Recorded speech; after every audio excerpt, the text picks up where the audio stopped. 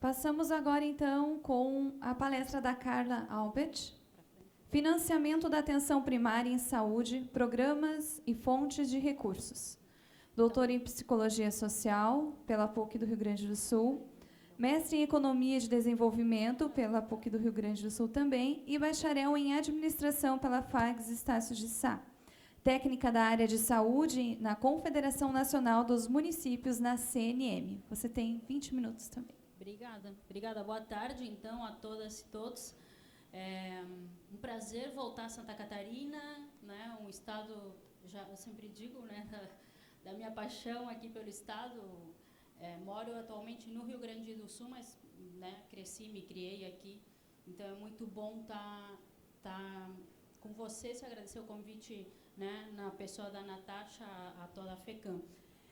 Eu vou rodar um pouquinho, porque eu adoro tropeçar nas coisas, então não posso deixar de me mexer e conversar. Realmente, ontem veio essa avalanche, né, de novas questões, especialmente na parte de financiamento da atenção primária, mas é algo que o ministro e o próprio secretário nacional de atenção primária, né, já vem trabalhando com os COSENs também e com o CONASEMS em Brasília.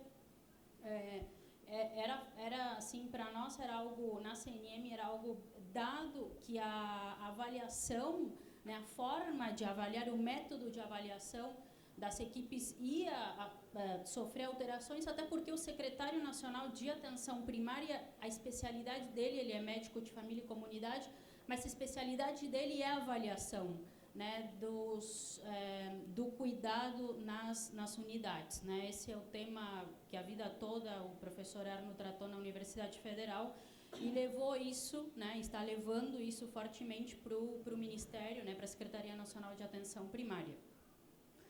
Alguns pontos que eu quero tratar rápido com vocês, a temática, a importância da gente olhar para o orçamento, né, para o orçamento federal. As colegas da educação e da assistência que trataram da falta de recursos, né, tanto para elas e eles, né, para os nossos colegas, como para nós, o grande ponto, né, a nossa perda de cabelos e de sono começa com o orçamento, né, com o nosso orçamento federal, com o orçamento do Estado, que, no geral, nos estados isso é pouco debatido, né? Como é que está o orçamento da saúde no estado de Santa Catarina? O que vai ser para o próximo ano? Né? No geral, no país isso não é muito discutido. Locais, fontes de consulta de repasses, e nós na CNM acabamos respondendo muitas vezes pedidos de gabinete de prefeitas, de prefeitos, para verificar, bom, onde é que eu posso olhar que deputado encaminhou tal emenda, né? Isso é muito comum que chegue para nós, né? O outro ponto são algumas defasagens, isso é a parte bem triste da fala, né? A parte depressiva da fala. As defasagens nos serviços, nos programas e nas ações de saúde, né? Defasagens pela falta de atualização desses valores por algum indicativo, né, algum indicador de inflação, né, tipo IPCA e tudo mais. E, finalmente, se eu fosse tocar a questão de novos recursos, né, e não são novos, mas da gente olhar com maior atenção para a vigilância em saúde, né, para os recursos que chegam nos municípios na vigilância em saúde. Tive essa semana, de novo, mais um exemplo assim de recursos, entre aspas, parados, né, que podem muito bem ser utilizados na atenção primária, né, em outros níveis de atenção, e falar um pouquinho sobre reprogramação de emenda, que também é uma temática que é bem recorrente à consulta.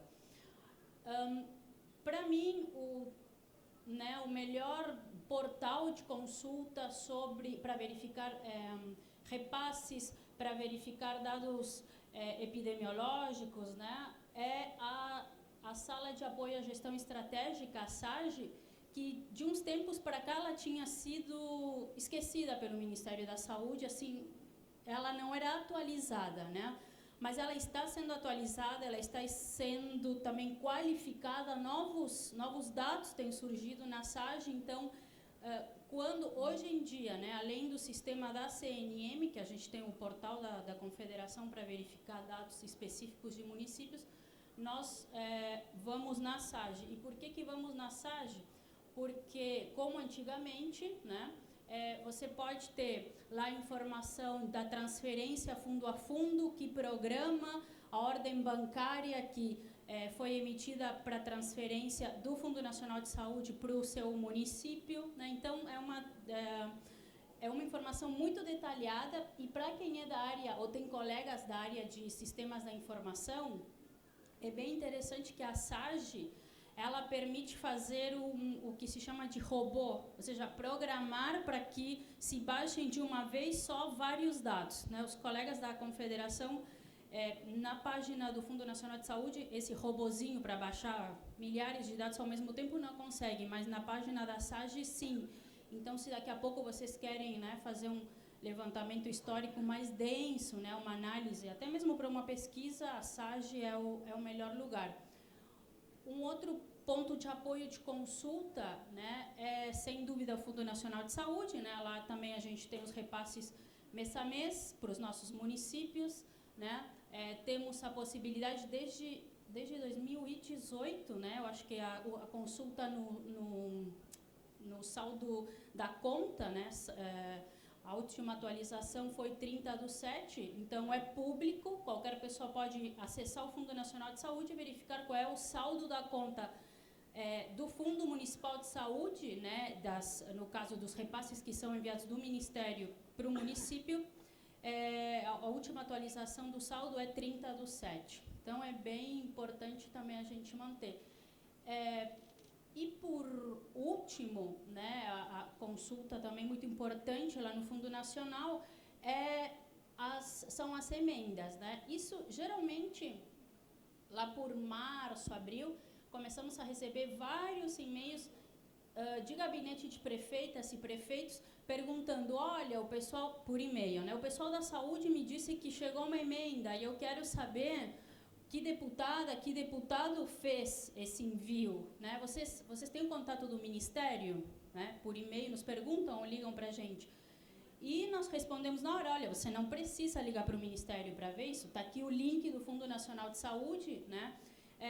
Que é a consulta FAF, para verificar propostas deste ano, se ela está empenhada, se ela está liquidada, as propostas que ficaram para trás, né? Se todas elas chegaram de fato ao município. Então, dica, né, pontinho assim, dica, repassem, né, conversem com os colegas da administração, do administrativo, do gabinete das prefeitas, os prefeitos, vices também, e passem essa informação, porque às vezes eles acabam ligando e a gente bem sabe como é esse labirinto do Ministério da Saúde. Você liga para o Ministério da Saúde e te repassam, sei lá, umas 5, média 5, né, em 5 ramais diferentes, até ou cai a ligação ou alguém de fato vai resolvendo os problemas. Não, para questões de emendas, né, para verificar se a emenda a proposta chegou e se ela foi liquidada de fato, direto no Fundo Nacional, né, de Saúde. A fonte dos recursos, primordialmente, como qualquer administração pública, na área da saúde também é o nosso orçamento, né? E aqui, essa também, como eu brinquei lá no início, é a fonte da nossa perda de cabelo, da nossa insônia, de alguns problemas sérios. Isso ao longo dos 30 e poucos anos de existência do SUS, né? Que problema é esse? Que você tem um texto legal, a Lei 8080, a própria Constituição Federal, moderna, garantista, coloca lá a saúde como direito de todos e dever do Estado, só que o nosso orçamento também, de uma forma muito histórica, né? Isso se repete, entra governo, sai governo, é a mesma situação, apresenta um orçamento que não condiz com a garantia desses direitos, desse acesso à saúde, né? Eu trouxe aqui o gráfico, né, do orçamento do OGU, no Orçamento Geral da União de 2017, e está lá praticamente 37% do orçamento daquele ano previsto para juros e encargos da dívida, pagamentos, né, de juros e encargos da dívida, e 27% dele para refinanciamento da dívida. Isso é dívida pública, né? Não sou contra, eu sempre digo, né, não sou contra pagamento de dívida, mas 37% de um orçamento para isso. E no orçamento geral da União, a saúde, o máximo percentualmente que saúde ocupou foi 3,15%. Foi o máximo nestes últimos 18, 15 anos que o orçamento da saúde ocupou, enquanto rolagem da dívida, né, porque isso não é pagamento de dívida, ocupa 37%, 30%, 33%, 35%, dependendo do ano. Então, o financiamento da saúde, se eu como pesquisadora e área técnica posso dizer isso, a saúde, orçamentariamente, ela não é prioridade, né? E aí corrobora, né, um pouquinho com o que os colegas da educação e da assistência também trouxeram, né? De que política pública, né, acaba ficando para trás. Trouxe aqui alguns dados da dotação inicial do orçamento da saúde e, de fato, né, dentro dessa dotação, o que de fato foi pago. 2018, dotação inicial final, depois de todas as alterações, 130 bilhões, pago 126. Nos últimos, na verdade, todos os orçamentos que a gente analisou lá na Confederação, nunca o que foi orçado foi tudo pago, né? Isso impacta onde? Isso impacta nos corredores de Brasília, acho que até pode impactar, mas impacta mais do que nada nas nossas vidas, né? Nesse nosso cotidiano de gestoras, de gestores, de sair correndo, de ter que fazer uma contratação emergencial e de notar que o custeio dos serviços e ações de saúde não condizem, né, o custo real deles não condizem com os aportes, tanto do governo federal quanto dos estados. Eu conheço estados, falando em atenção primária, o Rondônia é um deles, o estado de Rondônia, não aporta um centavo para atenção primária, para atenção básica. Eles têm o repasse da assistência farmacêutica e é isso, né? Então, que saúde se faz sem dinheiro? E que SUS tripartite é esse que os estados não atuam, não fazem a sua parte, a sua responsabilidade? Temos também a questão das emendas, né? Desde lá a emenda 86, a emenda constitucional 86 de 2015, passamos a ter no regramento as emendas impositivas, grande parte delas são para a área da saúde, e as emendas, é bom receber dinheiro, é ótimo receber dinheiro. Agora, será que não seria muitíssimo melhor para nós gestoras e gestores termos de fato uma melhora no custeio mensal e sistemático dos nossos serviços do que ter que ficar lutando com teto, com registro para conseguir uma emenda, né? Eu já vi na área da agricultura, já vi um município receber, não eram exatamente 2 tratores, mas um era um trator, o outro era um veículo parecido com um trator, enquanto o município do lado, que era muito parecido e tinha solicitado também um veículo, não recebeu. As emendas, elas não seguem, não têm a tecnicidade, né, não seguem um fluxo, um pedido, né, e uma autorização técnica. Elas têm um caráter, temos teto, produção, mas primordialmente para que ela vá até o município, ela segue um caráter político, né, político-partidário muitas vezes, né. Isso é um problema para quem quer fazer gestão de qualidade, né. As defasagens nesses programas, né, nos programas que a gente executa lá na ponta, não tem programa, ação ou serviço na área de saúde sem defasagem, né? E o que é essa defasagem, né? São valores que lá quando o Ministério da Saúde, que é o responsável por formular a política pública, estabelece para um serviço, esse valor ele não é mais atualizado. Então, ontem, a colega lá do Ministério disse, olha, desde 2012, o Estratégia Saúde da Família não sofre nenhum aumento de valor, nenhuma atualização de valor. Bom, o Estratégia Saúde da Família, de fato, é um caso, né? Vocês têm municípios que recebem R$ 10.695 por cada equipe do ESF, outros recebem 7.030, mas ambos já apresentam uma defasagem, né? Desde, né, a criação do programa, de 51% de defasagem, né? Ou seja, o dinheiro de hoje é 51%, tem um poder de compra 51% menor do que aquele valor lá do início do programa. Assim acontece também com o programa Agentes Comunitários de Saúde. Esse tem a menor defasagem porque, né, a gente passou agora, o ano passado teve o aumento do piso, e até a Confederação se posicionou contra esse aumento do piso, porque é um aumento em 3 anos de 63% do valor, né? E é um impacto muito forte, né? Vão ter estados onde o agente comunitário de saúde, que faz um trabalho de valor, não é isso que se coloca aqui em questão, mas vão ter estados onde o agente comunitário de saúde vai ganhar mais do que uma profissional da enfermagem, por exemplo. E aí, como é que fica? Né? Não deveria ser assim, e o próprio direito diz que não poderia ser assim. Defasagem do programa de saúde bucal também, muito importante, ainda temos uma cobertura muito ruim de saúde bucal em todo o país, também uma defasagem de 51%, né? Programa Saúde na Escola, Santa Catarina adere em peso ao programa Saúde na Escola, os valores já estão defasados desde a criação do programa, em torno de 80%, NASF 51% de defasagem. Então, assim, vocês vão somando defasagem com defasagem, a gente consegue entender porque tem muito município que, quando lá na Confederação procuramos o dado do CIOPS daquele município, ou seja, quanto que ele está aplicando em saúde da sua receita corrente líquida, a gente encontra 25, 28, eu já vi um município com 34, alguma coisa, né, na marcha que a gente atendeu, né? Tem problema de gestão? Provavelmente tem problema de gestão de recursos, sim, mas com essas defasagens é muito difícil que um município faça só, né, aplique apenas os 15%. Né?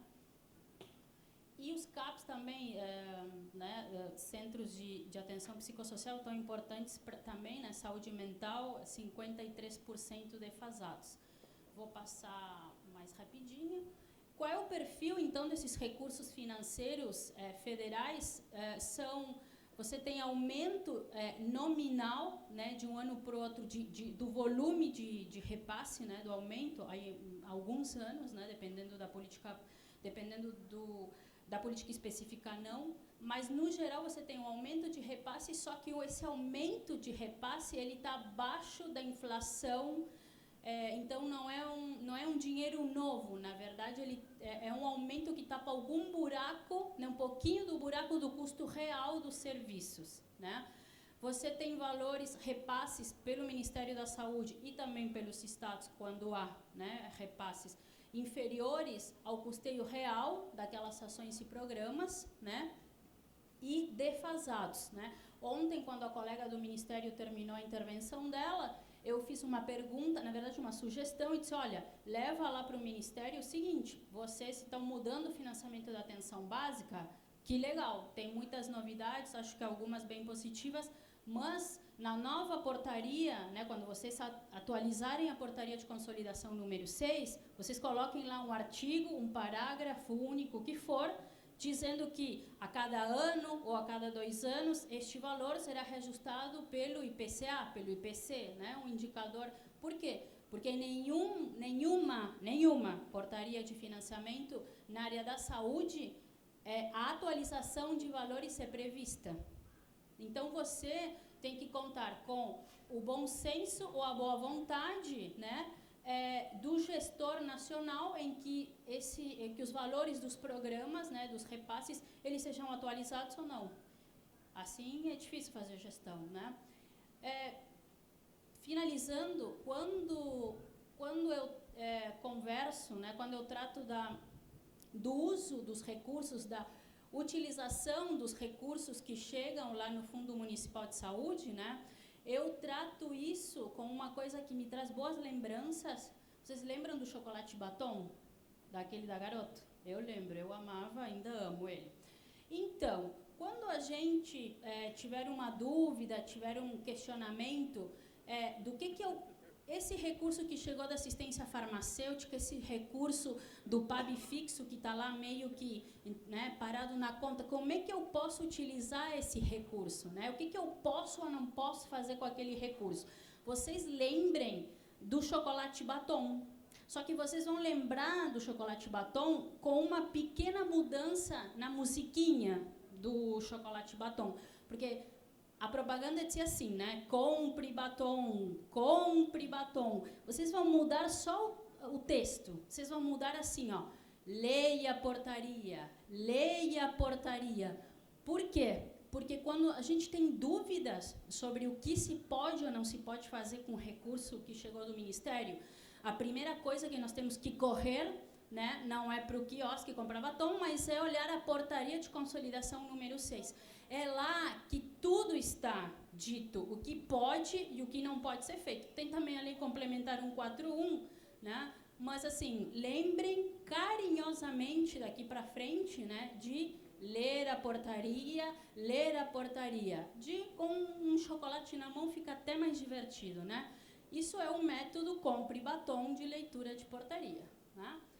E por que é tão importante, né, eu trouxe esse WhatsApp que agora, recente, da semana passada, uma aluna da turma lá da especialização de saúde pública do Rio Grande do Sul, que eu dou aula, me mandou esse zap.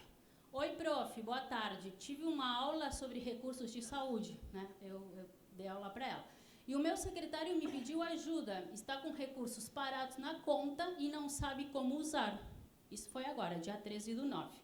E aí ela me mandou a foto, né, de tudo que tinha parado. Deixa eu ver se eu ampliei a foto. Ah, tá ali, ó. Esses são os valores de 2018 que eles tinham parado em contas, que eles têm ainda parado em conta, né? E aí aqui eu tive assim, eu quase desmaiei, né? Porque eu digo, bom, mas que bom que a pessoa se comunicou, que bom que disse, olha, estava o recurso parado, eu estou com dúvida, o que eu faço? Vou mandar um zap para a prof, né? E por sinal, esse município é um município associado à confederação, então a gente combinou, né? Bom, me liga, me manda um áudio, manda um e-mail, que a gente responde tudo, né? Com o nosso parecer sobre o uso daquele recurso e junto o link da portaria que embasa esse nosso entendimento. Porque eles tinham realmente muito dinheiro. Quer dizer, ainda tem, né? Ainda tem porque não foi, isso foi menos de 10 dias atrás. E aí que eu quero chamar a atenção para um outro ponto bem rápido, da questão dos recursos da vigilância em saúde, né? Por quê? As portarias da vigilância em saúde, elas são muitas vezes esquecidas, porque, né, vigilância é, né, vigilância é vigilância sanitária. Não, vigilância em saúde é muito maior do que vigilância sanitária, não que vigilância sanitária já não seja uma ação, né, assim, simples de se fazer. Mas, se vocês olharem lá nas portarias, lá na portaria de consolidação número 6, artigo 133, está escrito lá, que trata de financiamento. O componente da vigilância em saúde refere-se aos recursos federais destinados às ações de... Componente vigilância, né, refere os recursos destinados às ações de vigilância, obviamente, né?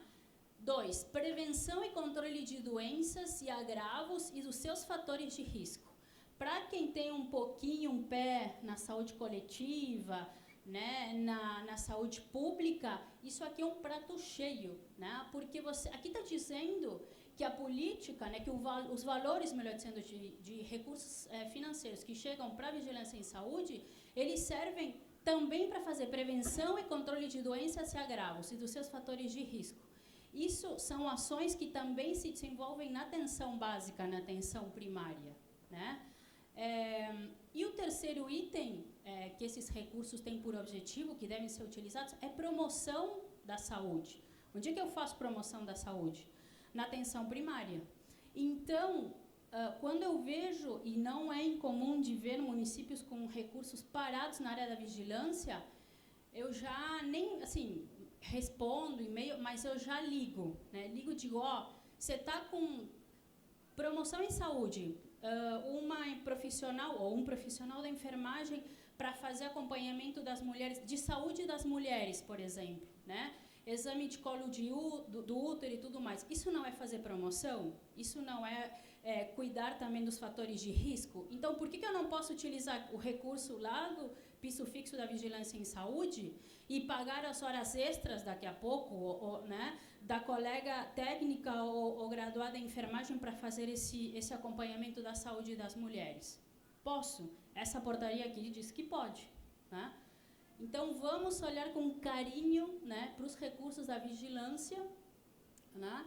E eu vou já encerrar, porque passei. Qualquer, né, a gente abre depois para perguntas e conversamos um pouquinho mais. Obrigada.